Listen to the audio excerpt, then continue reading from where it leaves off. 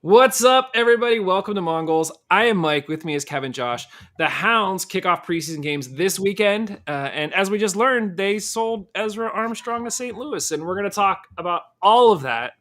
But first, guys, no guest this week. Typically, with guests, we have to jump right into interviews. So, we don't get a good chance to catch up. So, guys, what's going on? Josh, what's new? I'm preparing to go on vacation. Woohoo!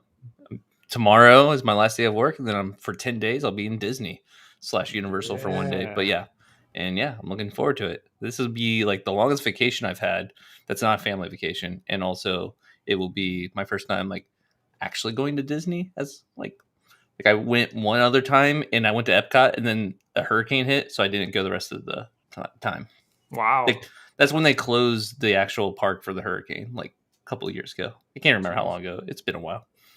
There was a rumor, and I think it was since debunked, but they built the castle in such a way that if there is a hurricane, they can like disassemble it in 45 minutes and then like rebuild it. I don't know if that's true or not. That seems apocryphal. And then it also seems pointless. Like it's like fiberglass. It's like, I was going to say, no, we can't afford to rebuild it. Like, and now that I think about it, like you can stay in the castle, and there's like you can eat food in there. So there's no way they can disassemble the whole thing. Like it's an actual functioning building. So yeah.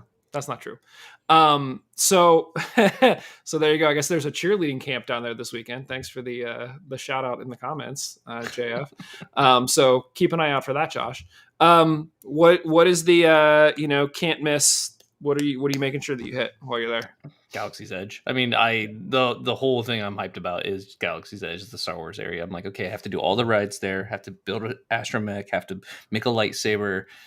Uga's Cantina, like. Yeah, it's all booked, ready. What color? I don't know. I'm gonna let it happen in the moment. You. Yeah, exactly. It's gonna be a special moment, Mike. I don't know, but it's gonna be great. Kev, if you had a lightsaber color, what would it be? Red. Well, I don't know. Sorry, it's pretty fitting. I mean, wait, I missed what you said. He totally tuned us out. As soon as we started talking Star Wars, he's like, "I'm out." I said red. I said red right away for you. That's funny.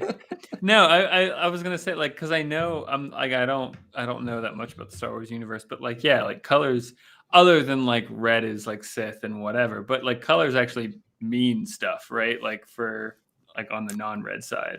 I mean, it kind of, but not really. It's all like made up after the fact. Like when they made the movies, they didn't really have that in there. But like the purple lightsaber that Samuel L. Jackson has, he like asked George Lucas, he's like, I want a purple lightsaber.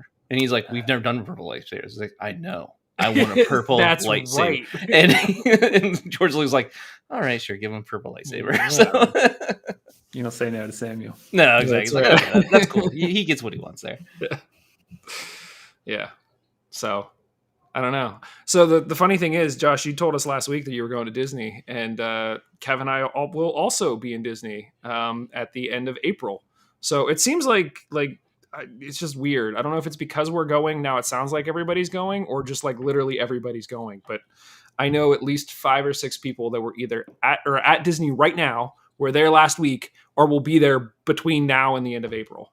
So it just seems like, coronavirus, everyone was cooped up and everyone's like, screw it. We're going to the most magical place on earth and going to live it up. So last time. Highmark Stadium. No. Highmark. So last time I was at Disney was high school, maybe. Kev, have you ever been? Maybe when I was like an infant and don't remember, but I don't remember any of it. Yeah. Okay, well, there you go. So Josh won't be here next week. Bob Lilly has graciously offered to take his place, so Bob will be here in place of Josh. This is just gonna be a thing we do. When Josh isn't here, we'll just have Bob on, and he'll just take his place. It's happened a couple times now, actually. I think it has. Mid-season. That's right. Mid-season, we'll just get him down there. It'll be fine. So that's cool. So you guys will be gone for 10 days in Disney. Kev, what's new with you? Nothing. Let's get on to Ezra. I also like to point out that you guys are doing the Bob interview on Valentine's Day. That's a very sweet moment there. So yeah, I'm sure Riley, my wife, will understand. Is this your first Valentine's Day as a married couple? No, this will be second. Okay, Good. Now, See how now quick don't I feel was with that? Bam, Yeah. got it right Good away. job. Ask me how many years I've been married to my wife. I don't know. Hope she I doesn't know listen to the podcast. No, she doesn't listen. It's fine. No, the way that I know is I'm like, okay, my oldest kid is 14, so we've been married 16 years now. Like it's that, like I do it based on my kids. I can't tell you like how old I am. Like I just don't. That stuff doesn't matter to me. feel I that. just. I slip always, up all the time with my age. I'm like, wait, maybe a year older, maybe a year younger. I'm not actually positive. So Yeah. I always go back to my birth year and then do the math. Like you would think it would be easier just to remember. It is not. I'm like, I don't care. It's not a big deal. Yeah. So, all right, Kev, nothing new with you. We had a mountain lion sighting at our neighbor's backyard the other day, so that was cool. I wanted to ask about this. Like, what do you know? Like, Hold on, real quick, a real quick, puma, or was just it real like quick. a? The fact that you know about it and I didn't tell you about it means that Mom knew about it and she's telling everybody about it. So thanks, Mom, because I Mom's know a you're gossip. listening. We know this. She loves the gossip. Well, I didn't even know what I talked to her the following day and she already knew because my youngest had texted her like, "Hey, BT Dubs, there was a mountain lion across the street." So basically what happened was our neighbor, she texted us because we have chickens and she knows like the kids are always out in the woods and whatnot. And she said that she saw a rather large cat and she just assumed that it was a bobcat. But then she saw a really long tail on the back of it, and bobcats have really short, stubby tails. And so when you start looking at like what kind of wild animals are there in Pennsylvania, it's basically mountain lion is the only thing it could be. And apparently, this fall there was a state trooper looking into a situation further up the road from us of something that killed a steer. So like you got to be pretty big to take down a steer. So it's probably a mountain lion. So, my mom was like, you need to start like arming up because like what happens if you need to like run to the car and escape? I was like, Mom, it's not like a pack of mountain lions surrounding the house waiting for us to get out. Like, and we park in the garage. So it's not even like we're making a run for it for safety. Like, we're fine. Mountain lions are no joke though, dude. Like I rather run into a bear than a mountain lion. That's like we've had both here. So it's just, and they don't care about the chickens. They don't care about the bees. They've been here as long as we've been here, which is going on 5 years now. Like they're fine. I'm not worried. I know nothing. I wouldn't have been to tell you the difference, like that there's mountain lions and bobcats. I thought bobcat was mountain. Like I don't freaking know. Like, just bang some pots together. I'm sure they'll run away. It's fine. Yeah, if you want to know, like some catnip. If you want to know the feeling in my house, there's my youngest son messaging us "Let's go" in the chat. So like they don't care. They think it's funny. All right, so that's what's going on here. Lots of crazy stuff, guys. Not a ton of news. I mean, obviously the Hounds have opened preseason. They're in their second week of preseason. We'll get to the fact they have some games that they're actually going to play this weekend. Those will be free and open to the public, which is great. But again, we're early in the preseason. We know how Bob does these things where he'll bring in a whole bunch of players. The team will, typically announce sort of who they brought in, who's sticking around, who's on the way. They don't necessarily say who's on the way out. We sort of deduce that. But for the most part, everything is sort of shaking out. We really don't have a sense of what the team's going to look like for another few weeks yet. So the one crazy thing that the team did announce today, and I think the Steel Army was on it, was that Ezra Armstrong, who was announced as a player whose option we did pick up, that, even when we were talking to Alex Dixon a few weeks ago, we sort of said like, you're the quickest player on the team, right? And he's like, nah, Ezra is the quickest player. And he was like really hyping Ezra. Now, turns out Ezra showed up on St. Louis's basically Twitter feed. They were announcing a whole bunch of players and Ezra showed up there. And so Steel Army was like, what's going on? And, the Hounds credit, they were pretty quick to put out a press release. And basically the way it was phrased was that the Pittsburgh Riverhounds SC has completed the sale of defender Ezra Armstrong to St. Louis SC of Major League Soccer for an undisclosed transfer fee. So that's the first bit. The second bit, St. Louis SC is scheduled to begin playing MLS in the 2023 season. So not this year, but the team will field a squad in the third division MLS Next Pro League beginning in 2022. So there's two different things there that I want to dissect with you guys. First of all, the fact that we sold him for a transfer fee. I think this is probably the second time that we've talked about the Hounds actually selling somebody for a transfer fee, which is great. And then the second bit is it's not clear whether or not Ezra is actually being signed to St. Louis 2, because there were some graphics on their on the Twitter feed. Some of the players had the St. Louis 2, meaning the MLS Next League, and some just had St. Louis. So the fact that they're playing in the MLS Next division this year before they become a team in MLS next year, it's not clear if Ezra is sort of meant to move up with them for MLS or if he's sort of in this tier. Regardless, Josh, thoughts on the fact that this is the second time the Hounds have actually like sold a player for a transfer fee? No, I mean, I'd rather see that than them just giving players away. So it's nice to actually get some money for a player. You kind of want to see more of that. Like, we have 2-year options and to take advantage of that if we're, maybe we don't necessarily want the player for the next year, but maybe we can get some money for the player. Makes sense. It's also dangerous, I'm sure, because then you don't know for sure they're going to get signed somewhere else. But yeah, I don't have strong feelings about Ezra leaving. I mean, Ezra was like a bench player last year. Yeah. Like, he came in, he did okay, had some flashes, but I don't think he ever really started. I do think it's interesting. Like I want to get more into the weeds about the whole, like how it works with this, because I think this is what we saw with Cincy as well, where like they didn't have the first team playing yet, but they had 2 teams so they could sign like some weird signings that's like it's actually for the 2 teams, so therefore it gets around like the transfer window and like all that kind of stuff and the loany stuff. So it's and like use MLS money for whatever. Exactly. Yeah. Like I'm sure there's some stuff going on there, but at the same time they need to field a 2 teams, so it makes sense Ezra got signed with them. So I don't think it's that complicated. Probably it's probably just they need to field a team next year, even though they're not going to have a team for 2 years in the MLS. So they're starting to sign USL players. So yeah. Kev, do you have any thoughts on Ezra leaving? Mixed. It's weird because like I don't know. I think for me, I probably feel a little more strongly than how you just framed it about like what he was for the squad last year. I think he absolutely was a squad player. He wasn't first name on the team sheet. He didn't appear in the starting 11 that frequently. I'm sure he got a few starts, but at the same time, I remember on multiple occasions talking positively about him specifically in podcasts last season. So I think there was a lot there.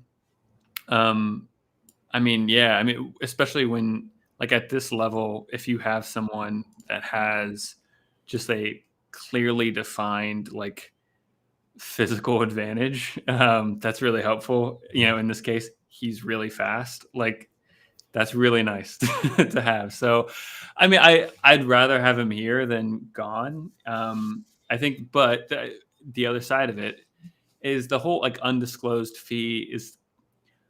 Because of that, I just don't know what to make of it. Like maybe this was great financial like moves by the club. Maybe they let him go for a Permane sandwich and $10 or something. I don't know. Like it's in which case it would have been annoying. But I think also along with the fee side of things, which like, yeah, I wouldn't like, I want to see the club move in. I want to see the league and the club move into this system where there is enough money around where, transfer fees become a thing and you can kind of play that game and build your club through, smartly navigating that. Simultaneously, like I think we still always need to be a club that doesn't hold people back when obviously better opportunities come calling. If Louisville comes calling, no, that's not an obvious, you know what I mean? Like, but if a team that has the prospects of playing in the MLS, it would be bad for us to start to have a reputation as we're going around talking to other players in the league, other players on the team being like, I'd really like to go to the MLS, but they're hanging on to me here and blah, blah, blah. And they're offering to pay and I really want to go. So, yeah, so in that sense, it's good. So I think it's complicated. But yeah, he was a good player. I would have rather had him here, but the fee's good, and creating this culture where we're letting you go is good as well. So complicated situation. Yeah. I mean, I think we had a conversation last year, and I can't remember who it was with, where we talked specifically about the fee. It might have been Bob, actually. Or not the fee, but the transfer of the player that we brought in, and then he like turned around and immediately signed for Orlando. I think that's what it was. And we said, like, why? Like, what happened?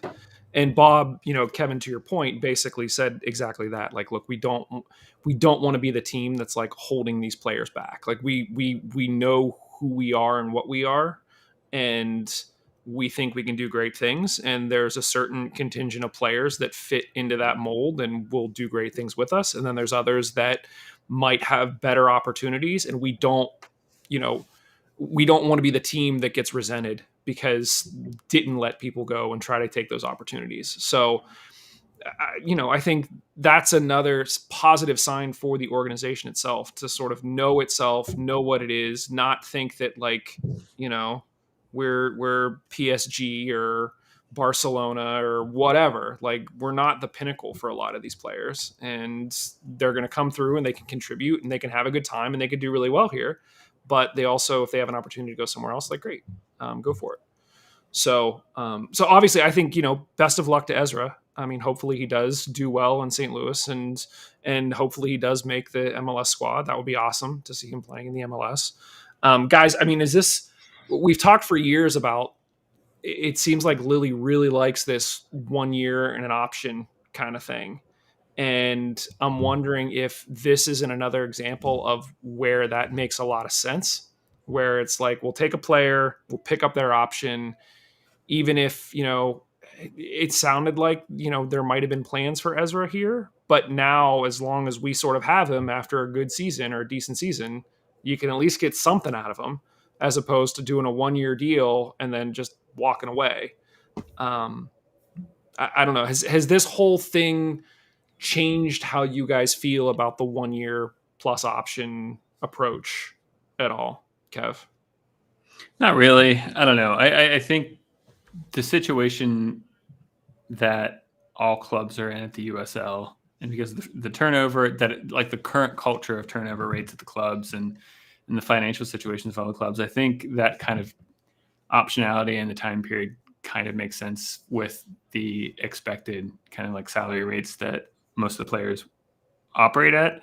But I don't think that's like should be the long-term sustainable solution for the club as a whole. I think it's hard for individual clubs to start making moves on that without a collective push forward, and probably a collective push forward doesn't make sense until the economics make sense a little more. So yeah, I mean, I think that's something that's going to have to, like, almost like a top-down kind of thing, where there's a few other things that happen that allow maybe a reconsideration of like contract lengths to come into play. But yeah, that's my convoluted answer to that.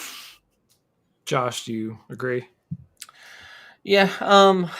So like I don't know how much more we can expect than maybe a 2-year contract instead of a 1 year option. I can see that becoming more prevalent. And I also don't know what changes with the whole players union and the new contracts CBA, that's around. Yeah, like how's that change things?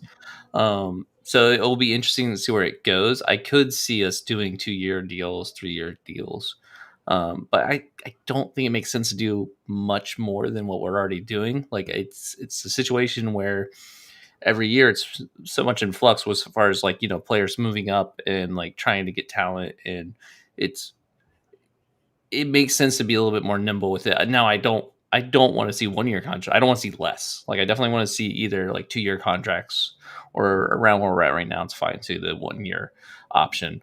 But yeah, it's hard with this league with, not being the top division in the pyramid. It's like, yeah, you probably want to be a little bit more nimble and not have these long deals. I do like when we keep players for longer times, but I don't know if it makes sense to keep those players tied with a contract and just re-sign them. Yeah. One thing to sort of drop the plug now, for those of you who are, I guess, in Discord, I'm sure it was talked about there and on social media, there is another Hounds podcast out there now called Houndsy, brought to you by the Steel Army. Specifically, Dan Yost and Vesti did the first episode. Don't want to poach this topic because I want you to go listen to that episode, but they spent a decent amount of time talking about the whole collective bargaining agreement and the fact that now that there is this MLS Next program, that the pool of players that are available at this level is going to be not necessarily decreasing, but it's going to be more distributed. And so for someone like Bob, who likes to sit and poach players who drop off of MLS rosters, they may not be dropping that far off of MLS rosters and they may no longer be available. And so, even in a situation like this where we don't have a keeper signed yet, like the pool of keepers might be a lot smaller than what it was just a year ago. So, I'll sort of just set that there and see if you guys have any thoughts. But like I said, I don't want to spend too much time on this because I want everyone to go listen to Houndsy and see what Dan and Vesti thought as well. Josh, what do you think? About Houndsy?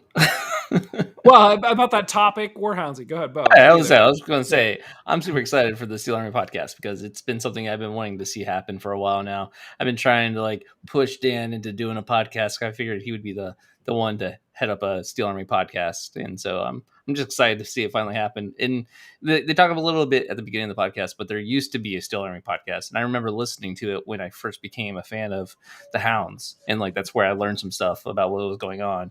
And then it kind of just fell away. So it's kind of cool to see it come back now.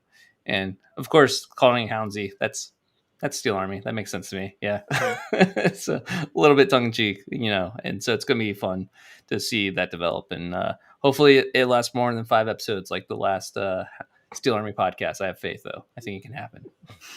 That is available on Apple Podcasts right now. Most podcast players have it available. We're still working on getting it on Spotify. It's part of BGN. If that's sort of why I'm saying we're helping getting it out there. So I think the more voices talking about soccer in Pittsburgh is only a good thing. So I'm thrilled that they're doing this. I think it's going to be great, and I've been enjoying what they did so far. So looking forward to it. Sounds like the next episode is supposed to record Wednesday, and then we'll probably drop it Thursday. So go subscribe to Houndsy on your podcast player.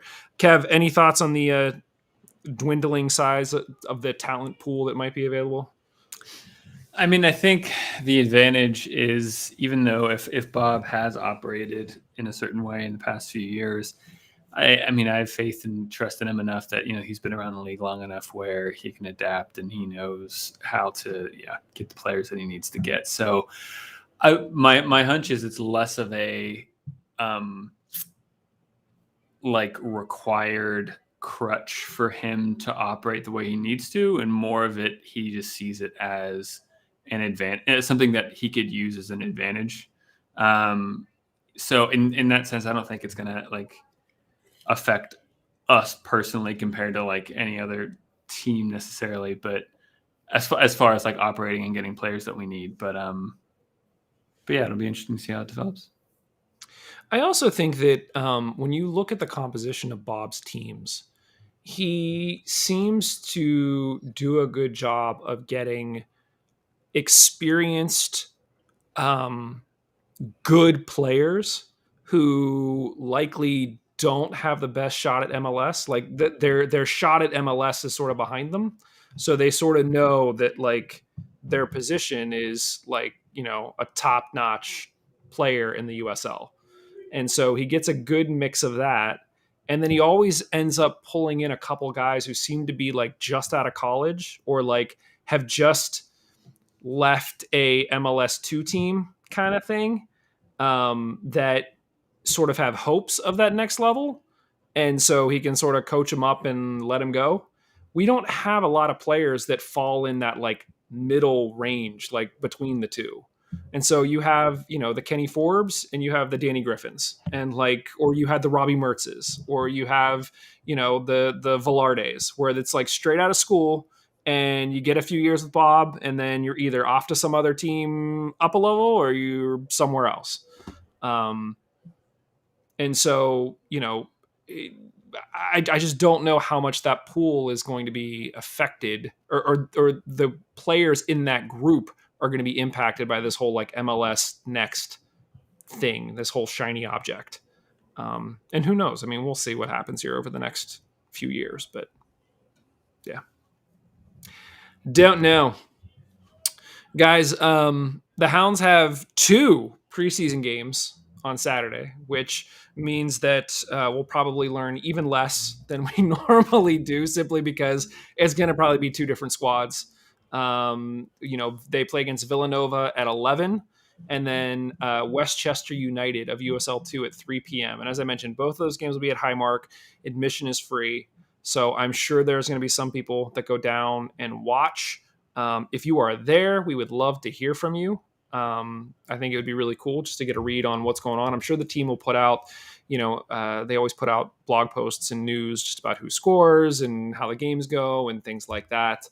But regardless, I mean, this is the first time the Hounds will have kicked the ball since, we were just nixed from the playoffs last season. So, yeah, it'll be very, very interesting to see.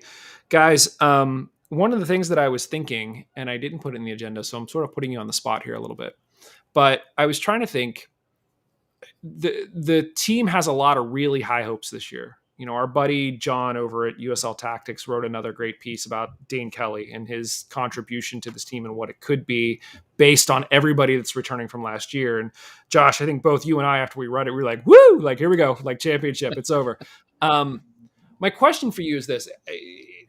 First of all, this feels like there's more hope and anticipation for this season than there has been in any previous seasons. Is that a fair assessment of how you feel right now? Like, Josh, do you think that this is the hypest you've been for a Hounds season based on talent? It's hard to say. Like, I feel like I've been here before. I mean, like, there's been plenty of times where I'm in like, all right, we got Herzog. We're going to be great here. We got, what was the name of the guy from the Timbers? That he was a veteran Timbers player, but then he got injured right at the beginning in the midfield. It's like, we got this going on, we've been hyped before. I don't want to say this is the hypest I've ever been, but I will say that I do feel strongly that this is a good side we're putting together so far. Like, obviously there's some holes still, but like, I do feel confident that this is going to be a good squad and it could have a deep run, if not, what we've been waiting for, a championship. So it's not like it doesn't feel like the same old, but at the same time, I hesitate to say it's the hypest I've ever been for the team, just because I feel like I always get my hopes up. Right, I'm going to come back to you on that hesitation in a second. Kev, how do you feel about this heading into the season?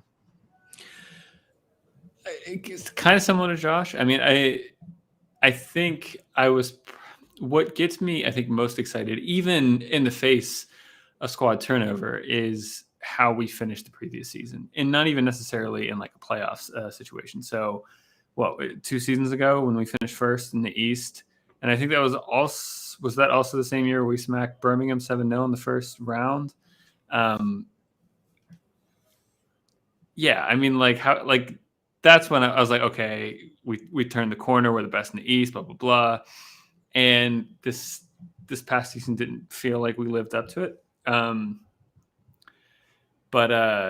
So yeah, I not the highest I've felt on this team since we've been doing the podcast, but probably the highest I felt like for like player acquisition. But it's for me, it's so hard to kind of, I don't know, quantify that in a term of like how I expect the team to do, just because, like, sure, like, I can read all the stats about Kelly and watch some of the YouTube videos, but like I haven't watched him week in, week out. I don't know so many, I don't know a lot of these players. So it takes me a while to kind of get a feel for it and to watch them play. And so I can't take much from preseason and player acquisitions at all.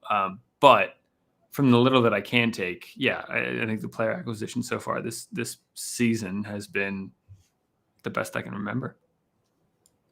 I mean, I think we're all sort of pumped about Dane Kelly, but honestly, I'm almost as equally as excited about Angelo Kelly Rosales, considering what he's done in the midfield and what that could potentially do for, a Danny Griffin. Like, does that push Danny Griffin further up the field to have him sort of sitting in? Like, I think there's a lot of things that Bob can do this year. So the flip side of that question then is, okay, I think we're all somewhat excited. We're saying we may not be as excited as previous seasons.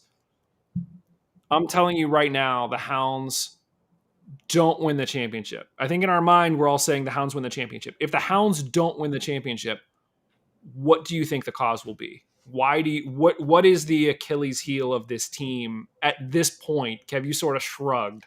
So I'm going to throw you I think first. it's so hard. I mean, because like at the end of the day, it's not even in a season structure like in the major like European leagues where it's just whoever has the most points and at the end of the season wins. Even in that structure, you have a handful of teams where like okay, they have a chance. Like it's. I mean, I guess that's changing in these days. I was going to say no one's really guaranteed a league anymore at the start of the season. That's not entirely true, but anytime there's a kind of single elimination situation in it, you can put yourself in a good situation. But to me, the bar always is: do we finish first in the Eastern Conference at the end of the season? If that, all right, great, and that sets us up well. But then anything can happen, and I think the reason why we wouldn't win is because single round elimination knockout games are hard. We don't have a ton of experience at it as a club, if we're being honest. And there are other good teams out there in the U.S. In the USL. So, I think it's really hard. But if we can finish first in the East, then that's well. Okay. So that was going to be my follow up then. So if you're saying that the only reason why you don't think that we win the championship is because of the immense variability of a single elimination game, yeah. do you have hesitations about the Hounds being first place in the East at the end of the season? Yes, but less so because that's more in our hands. We have control over that over the course of the entire season. And I do think we have a strong coach. We have a strong club fan base. It seems like we're developing a strong squad. So yeah, I mean, week by week, I feel stronger and more certain about that outcome. But once again, it's injuries, whatever. I mean, it's anything can happen.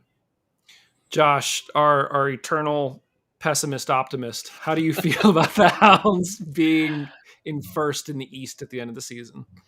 I mean, I feel like it's very much a possibility. But to go to the first question originally, what would stop us from winning?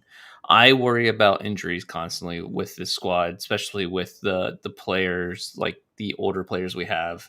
Like a Dane Kelly is great, and Canardo Forbes is great, but like you gotta worry about injuries and like how much is a Forbes injury going to hinder or Dane Kelly injury going to hinder the rest of the season, and like how much of a linchpin will those players be, or Cicerone, or like what I mean, like there's just certain key players I feel like we put a lot of hopes and dreams on, and I'm always worried that's if you have a linchpin player, if they go away, then what happens? So little bit worried about that. Injuries, I think, would be our downfall because I feel like we have a pretty decent schedule. We have a great squad, but yeah, I don't know how well, especially since preseason still. Like, I don't know how well our depth is going to be for the squad. It's still hard to say. I think what'll be interesting with Kelly is it doesn't feel like the Hounds have had that guy for a few seasons. Like the first one that comes to mind is like Nico Brett. Well, Cicerone, yes, but I feel like Cicerone last season had a lot of players around him doing a lot of stuff as well. In the sense that like a few years ago we had Nico Brett, and it was like if Nico Brett ain't scoring, we ain't scoring. And now you add Dane Kelly into a mix of this team that has Dixon and it has Cicerone and it has, all of the guys in the midfield that are sort of stepping up and doing stuff too. And I'm very interested to see how Kelly fits into that dynamic, because I think last season it was very much like Cicerone was, we had Williamson who would sort of play that front line, but a lot of time you had Cicerone pushing up. How does Kelly sort of fit into that mold? I think there's a lot I'm really looking forward to sort of seeing how it shakes out. And if I asked myself that same question, I have no idea. I think the only hesitation I have at this point is just history of this organization. Like until we sort So of we can do it. prove Yeah. that like we get there, I'm always going to be hesitant. Like, well, there's going to be something. Like I think the back line is actually going to be a lot better than they were last year. I think another year with a lot of these guys together. And I think towards the end, they sort of gelled, and there were still a few. JF says, of course, our D didn't score enough. Yeah, well, that's a thing. But yeah, I think there's a lot of high hopes for this season, and I think rightly so. Now I'm just excited to sort of see the guys take the field and see what happens from there. So, guys, real quick, and then we'll get out of here. Kev, is Liverpool going to catch City? I mean, probably not. Just because, I've watched City a few times. I'm always on the fence about watching City because on one hand, it's like, why? Like, it's just so 99% of the time, it's like, yeah, they have 75% of possession and they win 4-0. Like, what's the point? And then sometimes they have, and yeah, so like I've watched them a few times this season and they're ridiculous. Yeah, like they're incredible. So I think Liverpool can put up huge points this season, but I just think City will match it, and so probably not. But yeah, we'll see. Yeah, the Liverpool reject said sadly no.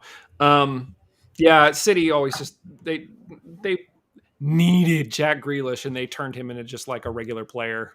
So like whatever. Go somewhere else.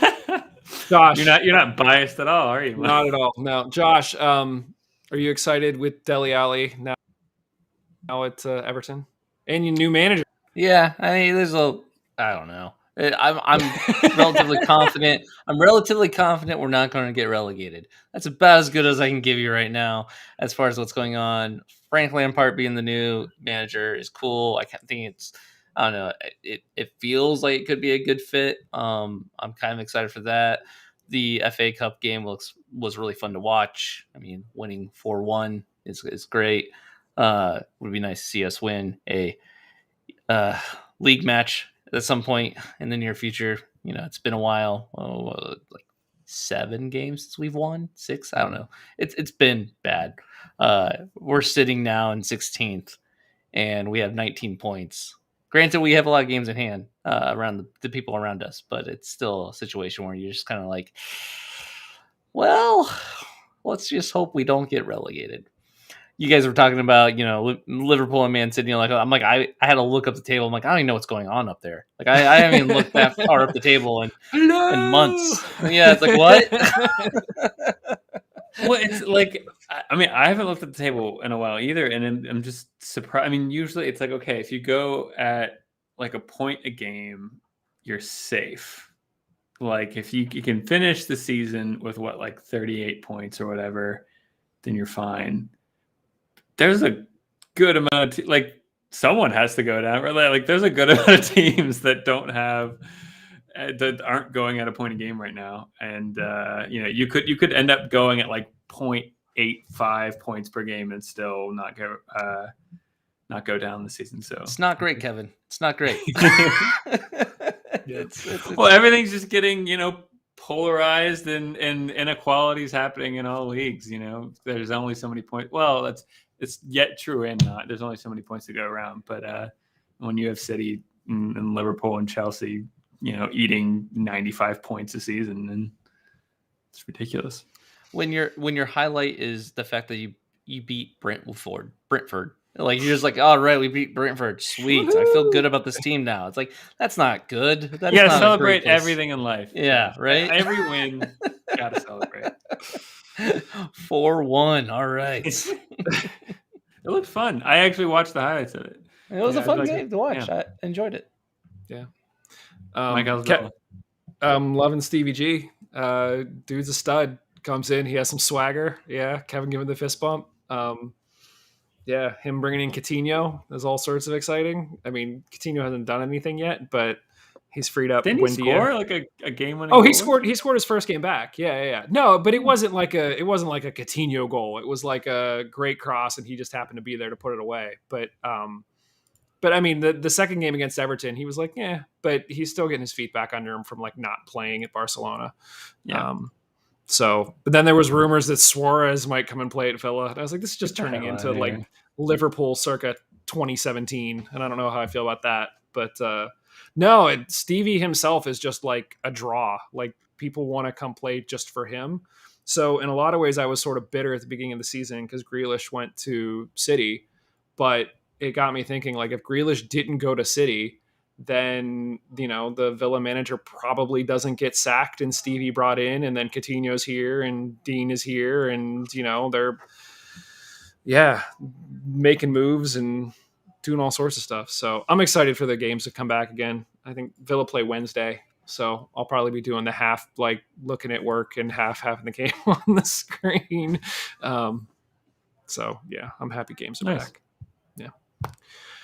All right, guys, we could talk about all sorts of international games and things like that, but I don't want to. So we'll save that for another episode. Yeah, international games aren't fun.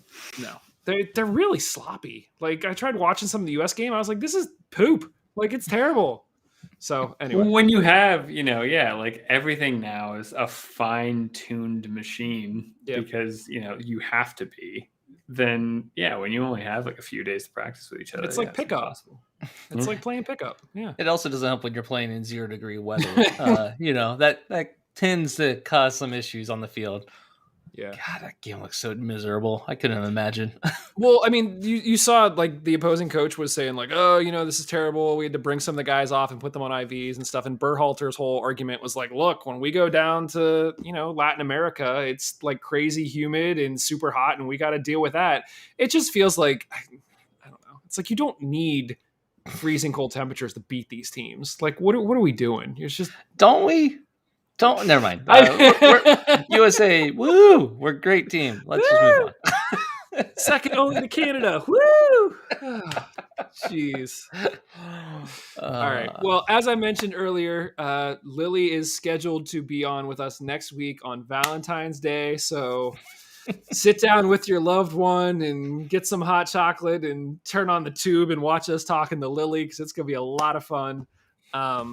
Yeah, we got all sorts of stuff that we want to get into with Lily. We were talking about it a little bit off air. Some of the like non-traditional stuff that we typically talk about. So if you have questions for him, be sure to let us know. You can hit us up on Twitter at Mongols. Email us at mongols@bgn.fm. Let us know what you think, and for sure we will we'll send him your questions, and we'll talk about them on air. Or you could join us live and ask in the chat. I'm sure he'd love to pick up some questions on the fly. So from your son, from my 9-year-old son. He doesn't know that. He won't know that. I should preload a bunch of questions for Emerson and we'll just get him in there. Like, yeah, that'd be great. Oi. All right. Guys, anything else for this one? Preseason, it's starting. It's exciting. Preseason, baby. Josh, have fun in the magical world of Disney.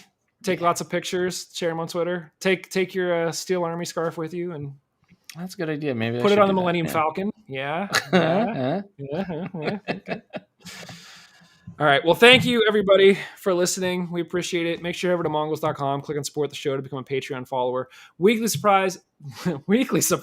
Oh, that was the other thing I wanted to say real quick. I am short a scarf here. Kevin's like covering it. I'm short a scarf here because I donated one of my Hounds scarves to our buddy Ryan Allen over on the USL show, who's starting a scarf wall behind him for the USL show. So he will have a classic Hounds scarf behind him. In its place, the USL released a new scarf. I believe it was put together with the Black Player Alliance, but it looks awesome. They released it for Black History Month. Go and pre-order it. It probably, I think it's like 8 weeks for delivery. I think they're taking orders and they're going to get them all printed. But go over, check it out at the USL's website. Get yours. It looks amazing. As soon as it comes in, it will be on my wall because it is just a slamming scarf. And I believe proceeds go to a couple of different organizations. So make sure you go check that out. And that ties into the weekly reminder that Black Lives Matter, which we're just going to keep saying forever and ever, because if you don't, then it just sort of dissipates. So if you're looking for more great USL news, head over to bgn.fm, where we've now got over 100 fans that are writing and podcasting about the beautiful game. Lots of great features that went up on the site this week. Our buddy Hugh Roberts keeps cranking out great stuff, especially related to Black History Month, so go check that out as well. Otherwise, thank you, everybody. We will talk to you very, very soon. Cheers. Later.